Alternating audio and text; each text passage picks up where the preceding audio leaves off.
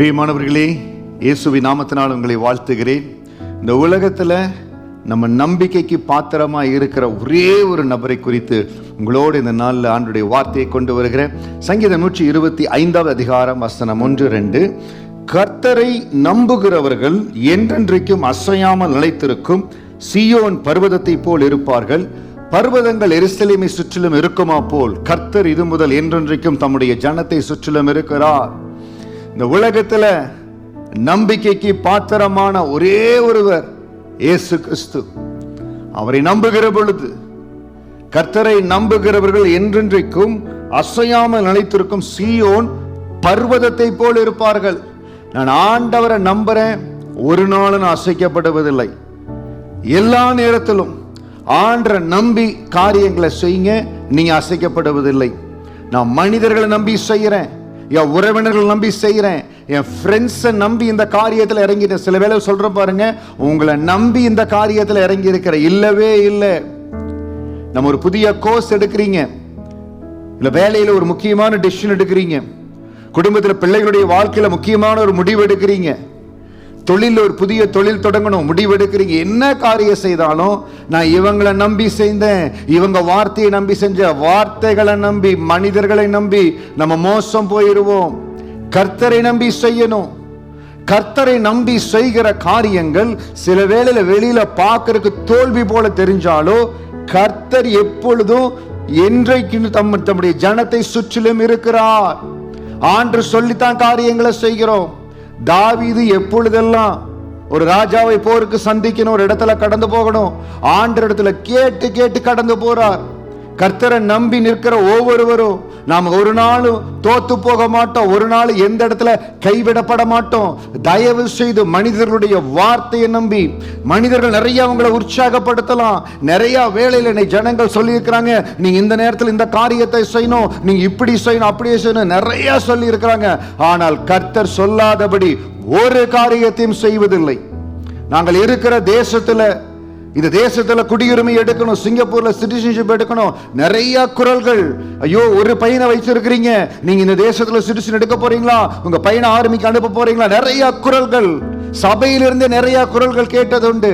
ஆனால் ஆண்டுடைய பாதத்தில் ஜெபித்த பொழுது, ஆண்டு இந்த தேசத்துல தான் நீங்க இருக்கணும், இந்த தேசத்துல நான் ஊழியம் செய்யும்படியா நீ கொண்டு வந்திருக்கிற, உன்னுடைய மகனை உயர்த்தும்படியா ஒரு பெரிய திட்டத்தை வைத்திருக்கிற, நீங்க சிட்டிசன்ஷிப் எடுக்கணும்னு ஆண்டவர் பேசினார். கர்த்தரை நம்பி இந்த தேசத்துல காரியங்களை செய்ய ஆரம்பித்தோம். தேவனுடைய கரம் ஆசீர்வதித்தது.